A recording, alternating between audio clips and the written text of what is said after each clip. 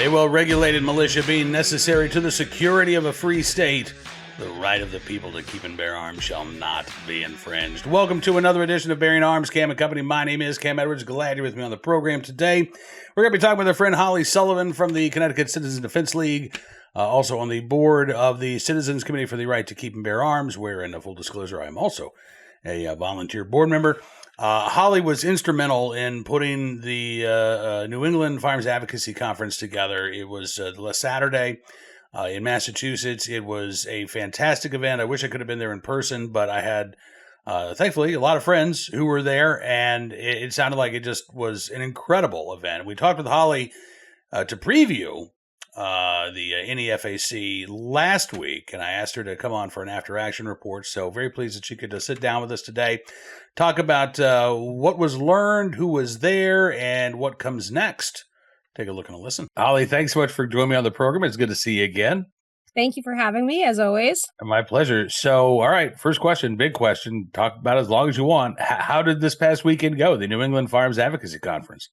It was such a breath of fresh air for the folks of New England. I feel like people have been left kind of feeling isolated up here, like their voices don't matter, that they're all kind of siloed in their own states doing their own things. And I think this was such a great opportunity for people to come together, make meaningful connections. And I think it's just a new beginning from here on out.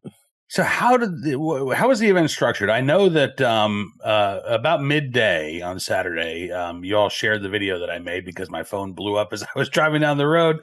And a lot of folks were sending me pictures. Oh, you're there on the big screen. So I know what happened around noontime on Saturday, but what were some of the other events throughout the day? Yeah, absolutely. So we started off, we'll talk about starting on a high note. So Dick Heller joined us, and he came out in full 1770s regalia, carrying a Betsy Ross flag. And, what a way to get it started is for the one and only Dick Heller in all of his enthusiasm to kick us off. And so we started with that. Clint Macro did an invocation that was absolutely lovely, gave us tremendous blessings for the day, and obviously that was very well received. Charlie Cook was our MC. The guy is such a pro at this point. It's unbelievable how good Charlie has become at just keeping the day moving. Really interesting conversation. He's always got a joke, here or there. So kept the crowd going. And then Mike Harris from Goal and I kind of just welcomed everybody and talked about how we got to this point of wanting to have this conversation and kind of, where the brainchild of it came from, that he and I were back at GRPC, along with obviously folks from Goal and folks from CCDL, and just talking about how we really need to take this kind of deep dive content idea that GRPC has been bringing for 50 years and bringing it to a more local level, because not everybody has access to be able to get around the country to go to these things. And maybe if we could light that fire, they'll follow as well. So Mike and I kind of chatted about that and kicked it off. And then it was just nonstop all day. So we had Laura Whitcomb from Gun Owners of Maine talking about, we did like a Second Amendment state of the state, and each state went through what their challenges are, what they're working on. So folks were really excited to hear from Maine because they're all the way up in that corner, and sometimes it's hard to get access to what's going on up in Maine. And let's see, we had Michael O'Neill from the Rhode Island Second Amendment Coalition. We had J.R. Hull from New Hampshire Firearms. Forgive me, I might mess this up. Firearms Coalition. Joe Laporta was speaking on behalf of Vermont Federation of Sportsmen. Obviously, Mike Harris from Goal talking about Massachusetts. Actually, my vice president, Matt Strasser, spoke on behalf of Connecticut. So let's see, we talked about Connecticut, Rhode Island, Maine, New Hampshire, Vermont, Massachusetts. All right, that's everybody. There's 6 of us. And, so you had the State of the States. Did, I know one of the things that you were hoping to see happen was to have, advocates from these different states talk to one another. Yeah. Was there the opportunity for that? I mean, was there some back and forth and discussion about, did people in Maine get to ask folks, okay, well, what are you dealing with in Vermont? New Hampshire, I think of the states you just mentioned, New Hampshire is probably the one that is still pro-gun, although we still saw some challenges like with campus carry legislation this session. Um, how did that interaction and interplay work out between, advocates from the different states? Yeah. So one of the nice things about the venue that we were at is they kind of had two rooms that were very open to one another. So they were only divided by curtains that were drawn back. So on one side of the room, you had all of the content. Like, so what was happening on stage kept moving. And then on the other side of the room, each group had their own table set up. So there was not only the 6 groups that I just mentioned, but then there were other groups joining us as well. Like Women for Gun Rights had a table, all we'll get into more. But then they could also go to the back of the room and say, hey, I loved what you had to say. Can I get your card?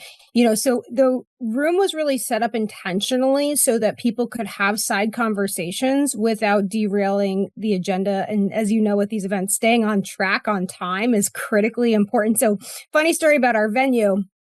It was very busy. So they had a prom the night before us, and then they had a wedding coming in an hour and a half after we left. So we were like, I'd made the promise. We are going to be on track. Don't worry. And it worked out perfectly.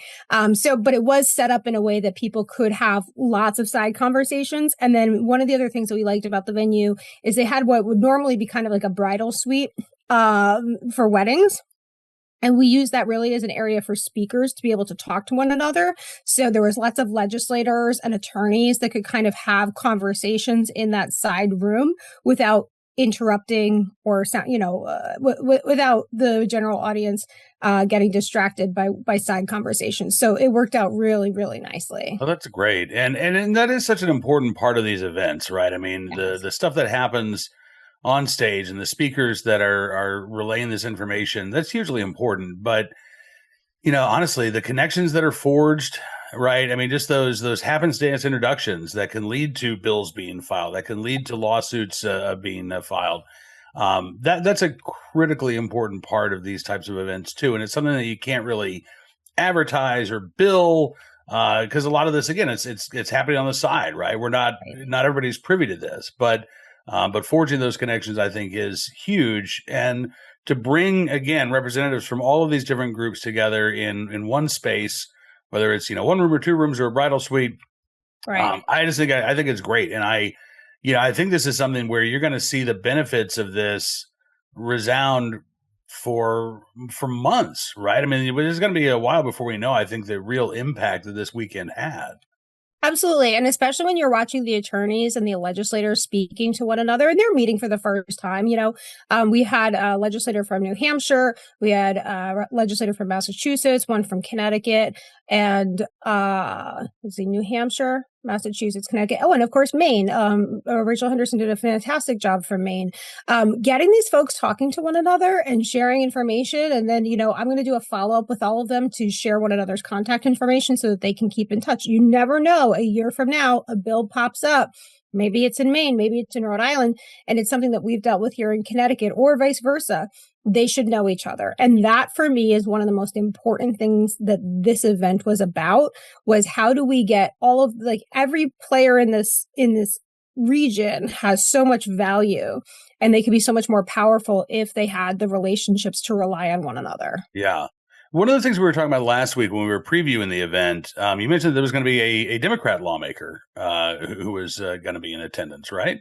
Yeah, so that would be Jeffrey Turco was there from Massachusetts, and he did a kind of a fireside chat that Jim Wallace from Goal actually worked on with him. How did that? First of all, how was he received by the audience there, and what did he have to say about the Second Amendment in the Democrat Party? Because again, it's from a purely single issue perspective, I want pro-gun Republicans, I want pro-gun Democrats, I want every lawmaker to be pro-gun. I don't want this to be an issue. Yeah, that's obviously not reality, right? So I'm curious, what did he have to say? Yeah, so I think again it goes back to this is an American right. It does not need to be a partisan right. Understanding the core fundamental value of the Second Amendment, and I felt that he really understood that.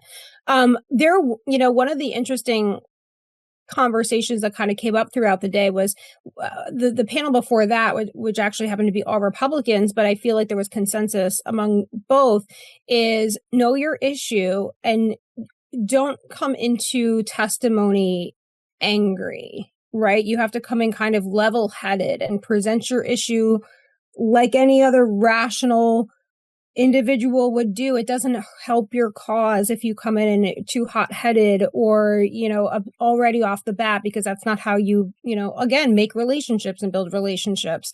But he was great. And I felt like the audience really enjoyed hearing from somebody from the other side. And there was no contention whatsoever. Everybody was very grateful and happy that he took the time to be there. And I think that's another important piece. Like, all of these folks, especially like the legislators and the attorneys, this is their day off. It's their weekend. They came, nobody got paid to be there. They came out of the spirit of wanting to help the cause. So when you really put that in perspective, the fact that a Democrat is willing to come on a weekend, on his day off, leave his family, whatever barbecues or whatever else is going on in his world, very grateful that he was willing to give the time as all of them did. Yeah, absolutely. And, and it's good advice too, because we all live in this online space now where, anger is the currency, right? And you get clicks the more rage-filled you are. So maybe that's effective at being a social media influencer. I don't know. I'm not a very successful one, if that's the case. But if you want to be successful in the political realm, if you want to be successful in the advocacy realm, right? Correct. You'd have to know your audience. And your audience isn't a bunch of strangers and bots on X or Instagram. It's the lawmakers that you're talking to right there. And, I understand some people say, well, I am angry about these bills. I am angry at what they're doing with our Second Amendment rights. I get it. But if you show up as the angry guy pounding your fist on the table, you're not going to sway anybody. You're not going to change any minds. You're not going to give them anything to think about other than, wow, that guy was really angry, right? Yeah. So I think it is beneficial to hear from these lawmakers about what is impactful to legislators, right? And it does start with the tone and, the delivery. Because if they're not listening to what you say because they're so turned off about how you're saying it, correct, the message gets lost, right? 100%. And it goes both ways, right? When we encounter somebody who's anti-Second Amendment, when they come in yelling and screaming about ARs and they don't, you go, whoa, I can't even have a conversation with this person. You've got to realize that goes both ways, right? So I think there was just tremendously well-received information in the room. Never at any point during the day was anybody like, no, it was wonderful. And I think to the whole point about social media and conduct and things like that. Another panel conversation that happened was Joe Laporto from the NRA, Bill Sack from Second Amendment Foundation, and myself on behalf of the Citizens Committee, and as well as having worked with CCDL for all these years. And we kind of talked about how the state groups and the national groups interact with each other and those relationships. And one of the things that we were kind of laughing at is, sometimes you'll go online and you'll see people that are like mad at one group on behalf of another group, like, you can't with this group, I'm a member of this and not that. And it's like, we're all friends, right? Like we all get along. Like we do lawsuits together, find plaintiffs together. Hey, this seems like it falls more in your wheelhouse, or hey, I want to pick your brain on this. Like there is no animosity amongst the big players in these groups. And it's, I think, a really important message for people to hear at home that like, you don't have to pick one. You can be a member of all of them because they all we're at a point, I think, where all the big groups are all playing very well in the sandbox together. Yeah. And we don't want you guys ripping each other apart because we sure aren't. We rely on one another. And that's where synergy and positive interaction comes together. Yeah. So. No, I think you're absolutely right about that. And, I think, to be blunt, I think the NRA's troubles over the past few years have gone a long way towards the leadership in that organization not seeing itself as so exclusive. Because there was a time, honestly, when, NRA did not want to work with other groups. That is not the case with this leadership.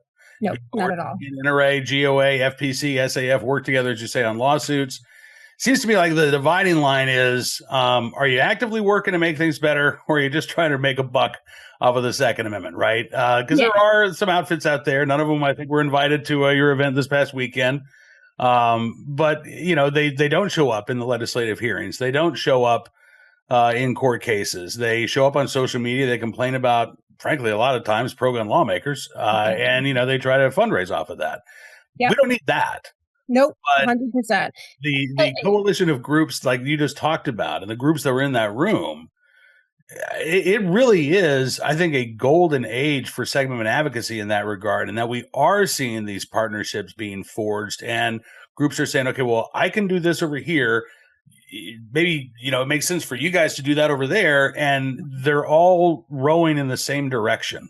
Yep, absolutely. And what I think is really important to understand, that doesn't mean taking direction from one another. There's no need to. It's not like the other side where I feel like they all drink the same Kool-Aid. It's like, that's not our style. We can all be moving in the same direction because it's the right direction without taking direction from anybody else, if that makes sense. And I guess I think I'm talking about more in line with the state groups, right? Each state group is going to retain their own identity, have their own priorities, have their own initiatives, and can still be moving in the same direction without ever feeling like they're losing their own identity, because our groups wouldn't do well with that. Yeah, absolutely right. Well, I mean, the event was held at the Knights of, what was the event called? The Castle of Knights. Castle of Knights. So it makes sense to think of this as a round table. It was, right? Yes. There's no head of the table there. It's just a round table. Everybody's equal there at that table. Holly, I'm so glad that this went well, because I know that you've put so much time and energy into this event, and Mike Harris, and I'm so pleased that it was everything that you were hoping that it would be. And I know that I've heard nothing but rave reviews from folks who were in attendance. So thank you for absolutely. And I would be putting this together.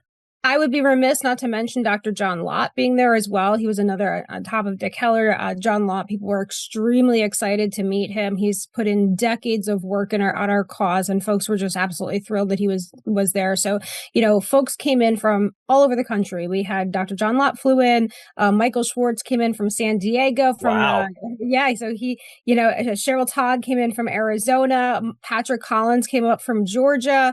Obviously, Amanda Suffolk and Rob Campbell came in from Ohio. I mean, Clint Macro and his guys from Pennsylvania. We had some guys from Dutchess County, New York, that bought tickets at the last minute and said, we heard about this, I think, actually from your show. So, this is how the magic happens, that we really are in this to work together. And I hope that radiates back home for people, that they take that feeling of we're in this together and start to spread that amongst your gun clubs, amongst your whatever Second Amendment groups you're in. Heck, it could be your town councils, whatever you're involved in. Know that exactly what you said. This is a golden age for the Second Amendment. We're seeing it in the courts. We're seeing it in constitutional carry across the country. In our area, we tend to feel beaten down, but please know there's a bigger movement happening, and it's a very good thing. Absolutely. Well, Holly, again, I thank you so much for everything you're doing for the Second Amendment. I appreciate you joining us for a couple of minutes today, and hopefully you get a chance to catch up on some sleep in the next few days, and maybe the next time we have you on, Mario the Rooster appreciates you as well very much. Actually, before we let you go, I do want to ask you a Connecticut-related question, because we have seen Governor Lamont sign this Glock ban bill into law. What is the reality of this bill? What changes when it takes effect, and when does it take effect? Yeah, so it'll take effect on October 1st. There's definitely a lot of misconception out there about what it does and what it doesn't do. It does not ban all Glocks. There's some people that are being pushed to kind of panic buy right now. You do not have to panic buy, in my view. I do want to be very clear that in no way, shape, or form do I think this is a good bill or an okay bill. What I will say is that they made a lot of changes in this bill from where it originally was to what the governor ultimately signed. And it is a notable improvement. But I have to caveat that does not mean that I support it, nor nor do I think that it's okay. It's largely going to impact firearms manufactured after October 1st of this year. So a lot of, as well as a lot of Glock clone type firearms. But Glocks, if you have a Glock in your safe right now, you're not going to have any issue carrying it. You're not going to have any issue selling it. You're not going to have any issue buying another comparable one from somebody else that already exists today. You're not going to have any issue leaving it to your kids. Then again, we live in Connecticut. They could make it worse again next session, right? They could come in and say, we didn't do enough. We're going to come back. We're going to see, right? Yeah. But it's still a bad bill. It's still a bill that never should have been passed. But please don't think that you have to run out and buy everything on the shelf and max out your credit card. That's not where we are. But, I always encourage you to buy guns anyway. Right. So. Okay. But the stuff that's on the shelf now will remain legal on October 2nd. It's the stuff that's being manufactured after October 1st. That's the stuff that's going to be impacted. Yeah, it's going to be hard. So most everything that exists today is not going to be a problem. Okay. All right. Well, that is good to know. And I'm glad you said that caveat because, as we've seen with Rhode Island, these bills are only good for the session that they're passed in. I mean, they come back the next year and you're right. They may very well say, well, we didn't ban enough. Well, this got watered down. So we want to get the high test version. All right, Holly, again, thank you so much for your time today. Thank you for everything you do, and look forward to talking to you again very, very soon. Thank you. So glad that Holly could be with us on the program today, and we are all really blessed that we've got Holly working in the 2A space. All right, before we get to today's Armed Citizen story, our good deed of the day, and our recidivist report, I want to talk about this for a second. From city streets to mountain trails, your gear should go wherever life takes you. And that's why at Modern Rugged Leather, every bag is handcrafted from premium, responsibly sourced leather. It's designed to look sharp, last long, and tell a story of its own. Every stitch, every buckle, every strap, reflecting timeless craftsmanship, and it's backed by a lifetime warranty because quality shouldn't quit when the adventure begins. So whether it's the boardroom or the back roads, Modern Rugged Leather helps you carry confidence every step of the way. Modern Rugged Leather, modern style, timeless durability, backed for life. Life takes you places. Make sure your gear keeps up. Right now, if you go to modernrugged.com, you'll see an opening soon sign. They are relaunching the website. They've got a new look. They've got new product lines coming. But you can find out more information when you go to modernrugged.com. And soon you'll be able to shop that full collection. You can find your favorite piece, again, at modernrugged.com. So make sure you sign up and stay in the loop about the products that are going to be unveiled soon. All right, let's talk about today's Armed Citizen story, our good deed of the day, and our recidivist report. We'll start there with a case out of Alabama. Man on probation in murder case allegedly committed several robberies, shot University of Alabama, Birmingham doctor. The headline itself, I got to say, kind of grabbed me because I'm thinking, when was this guy paroled? When was the murder committed? As it turns out, the murderer is just 25 years old. So what was he doing on the streets already? According to AL.com, 25-year-old Birmingham man who previously pleaded guilty to murder headed back to prison after authorities say he violated his probation by carrying out multiple robberies earlier this year, including one in January where a doctor was shot during a holdup while he was walking his dog. Kequan Walker went before Jefferson County Circuit Court Judge Stephen Wallace a week ago. The judge permanently revoked his probation on the murder charge. He had been charged with capital murder in the 2018 shooting death of 27-year-old Ladarian Jamal Allen. So 8 years ago, he was 17 at the time. Allen was killed September 25th, 2018. He ended up pleading guilty. I remember the murder was 8 years ago. But by the time this case goes to trial, or gets closer to going to trial, let's put it this way. By the time Walker took a plea deal to a reduced charge of murder, it was April of 2022. So a little more than 4 years ago. He was sentenced to 20 years in prison. 15 years of that was suspended. He was sentenced to 5 years to serve. And he got credit for time that he had already served while he was awaiting trial. And then the remainder of that sentence, probation. Now, because he was involved in these recent robberies, that probation has been revoked. He's going to have to go to prison. He's going to have to do the rest of that 20-year sentence. But come on, man. 5 years for murder? Let's say Walker had kept his nose clean and stayed out of trouble. 5 years for murder? That's acceptable? That's justice? Not from where I'm sitting. And now we're in a situation where, okay, Walker's going to do the full 20 years. Well, minus time off for good behavior behind bars, so maybe closer to 10. But other people had to be victimized in order for that to happen. Somebody else had to get shot before that original sentence was imposed.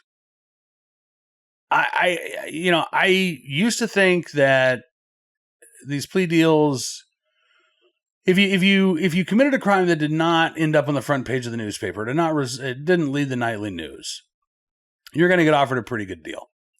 But if you did commit a crime that ended up on the nightly news, ended up on the front page of the local newspaper, you were less likely to receive a sweetheart deal.